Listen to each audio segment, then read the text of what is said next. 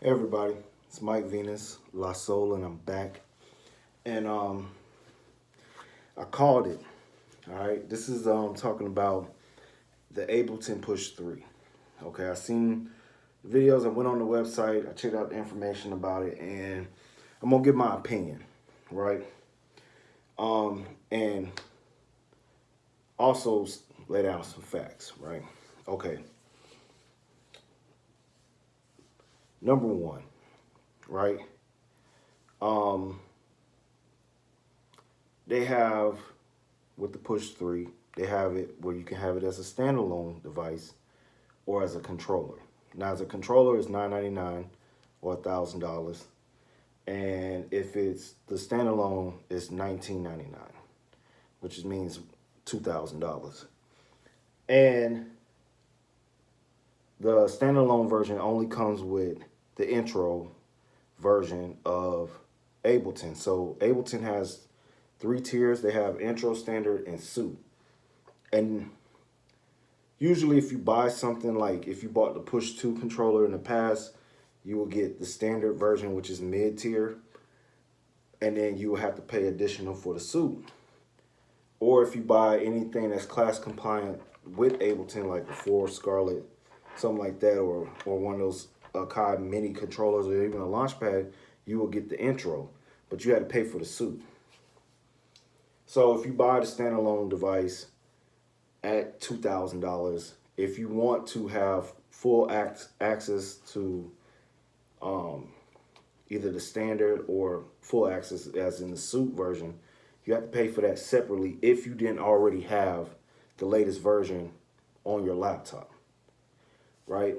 So if I'm not mistaken, from the prices I was looking at whenever I was looking at Ableton a while back, about a year ago, the suit is about $800, just that alone. So like I said, if I was to buy the Push 2 and brand new with the suit version, I'm paying almost $1,600. And I know everybody's hyped up that it's standalone and that they thinking, oh wow, it's in competition with the Force. No, it's not. Stop. We're not gonna do that.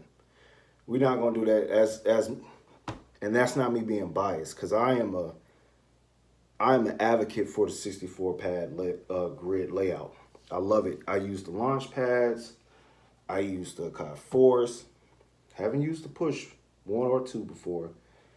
And I even did a video, which, like I said at the time, comparing the Akai Force to the Push 2 controller was not fair, because the Push 2 controller is a MIDI controller only specialized to work with Ableton and no other software, unless you like a computer programmer and you know how to like build a script and shit for it. But you can't just plug and play with any software. So that to me felt very limiting, and this also feels kind of limiting too. I'm gonna go through it.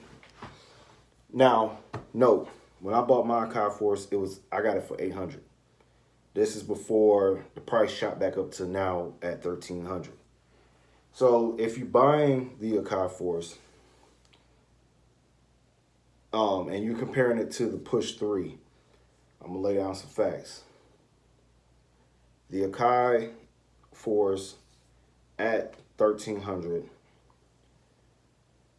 and you update it to the latest firmware, you're getting all the things that Akai had released to those people who had the device from off the jump. That's what you're getting for $1,300, right? Now, I'm gonna say this too.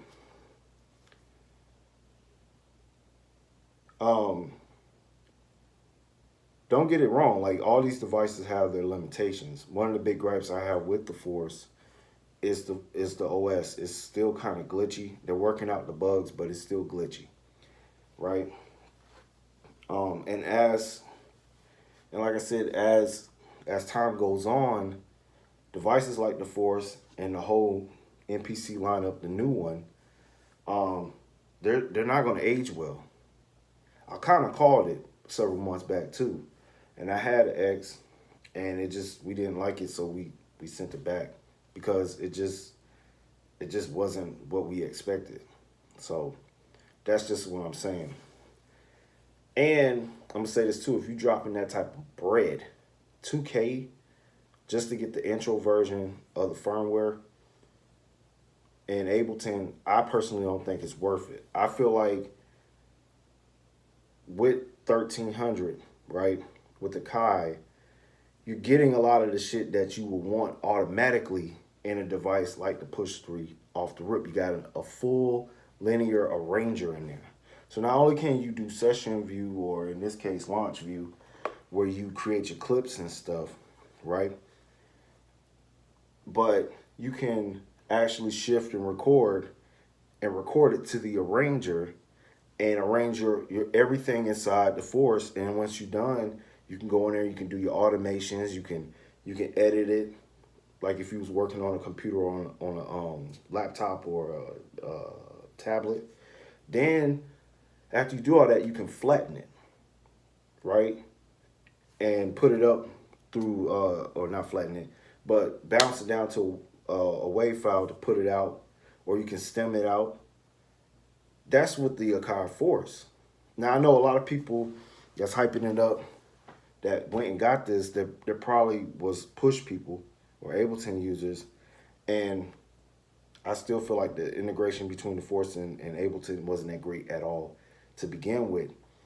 But they think I'm gonna run out and get this $2,000 controller or standalone device, but yet you can't arrange music in there. You have to hook it up to the computer, and you have to pay for the license for the suit and even max devices, which is another tax. So in essence, it's like that type of money you're gonna, if you just buying it straight, everything brand new, you're spending roughly about $3,000 to $3,200, $3,000 to $3,200 off the rip, just to get started. You know what I'm saying? And personally, if you're gonna spend that type of money, you need to spend it on something that you know you're gonna get back in the return on investment, because that's a big money to drop on a not proven device. You know, talking about the Push 3, it's not proven.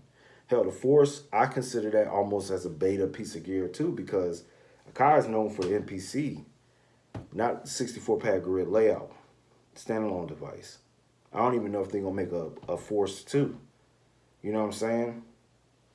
But I'm not gonna run out and get this Ableton Push 3 just because they put it out. I still think $1,000 is too much for a controller, and $2,000 just to get a base version of the software inside of it. But yet I can't even make songs.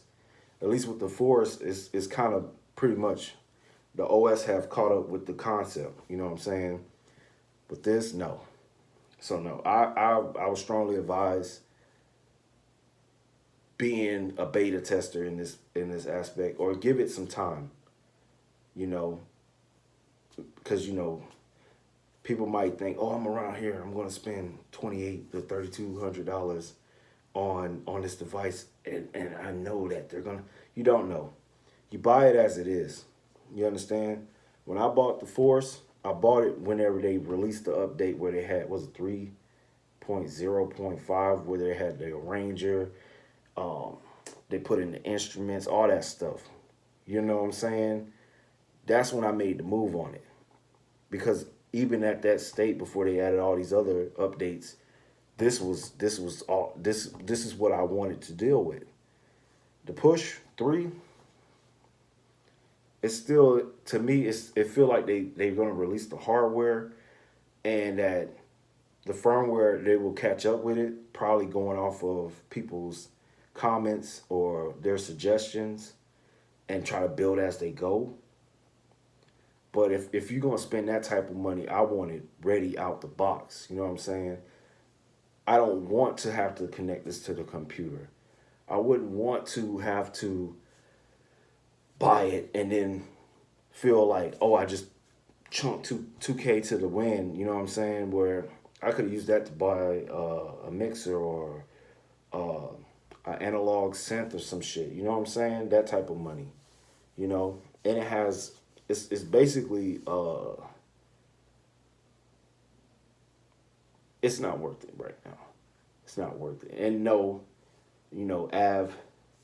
DJ Av, whatever his name he want to call himself. No, it's not. The Force is still superior to Push 3 until they get their OS up to where it's competing. It's not the same. So no, that I would say, in a different modes. But I would say this about Ableton. Um, I like what they started. You know what I'm saying? Initially, I work with, well, I don't work with, but I use Bitwig. It's cheaper for the full version, and it gives you more capabilities to play around, and a lot of stuff still works with it, even though they don't have their specialized controller.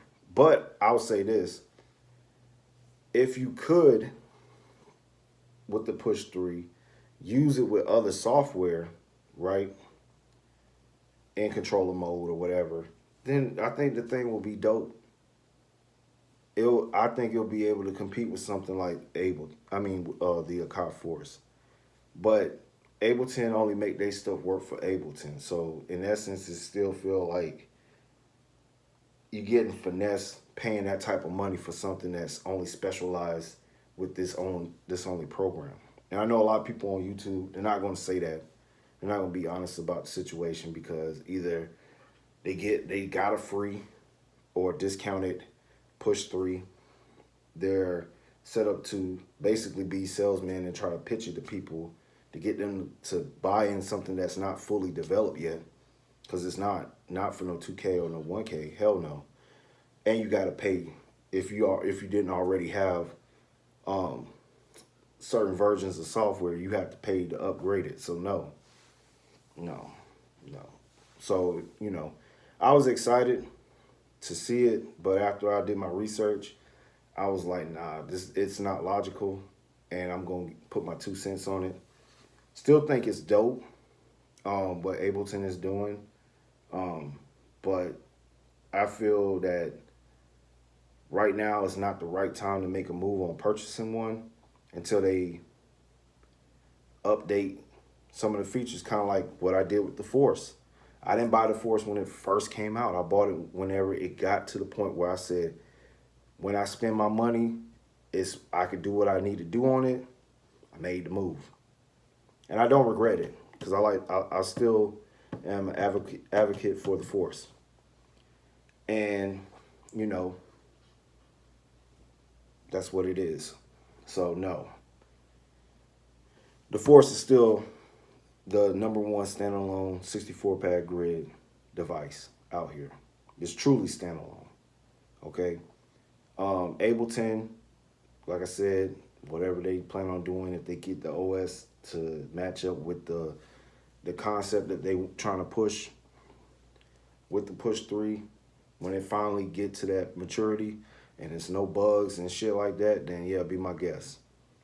You know what I'm saying? But for right now, I'm advising not to make that move, to wait, because the Push 2 still and the Push 1 still work with the Ableton software, even the latest version. So there's no real rush to run out here and just spend that type of money on something that hasn't even really been fully developed. They selling you an idea, a vision, but it's not the reality right now. It's still working. So that's my 2 cents. Don't, people might be like, oh, you're hating. I'm not hating, just telling you from a perspective of a producer that is real about his, purchases and who thinks stuff well out before making decisions on products that I purchase or work with. So it's still cool, and it is what it is, but just be patient and do your research. And if you putting up the money, really think that shit out, because like I said, If you buy it standalone, that's 2K already. You want to get the full version, the suit version, you're gonna have to pay almost another 8. And then any other things that you want to add on there, you're gonna be pushing up to 3K already off the rip. You know what I'm saying? Is it really worth it? You know, where you can buy the Force brand new, or yeah, probably use about 800-700 on the used market. But if you buy it brand new, you getting a full-on arranger that works, the capability to track out your stems, or even completely, you know, turn it into a song right inside the box.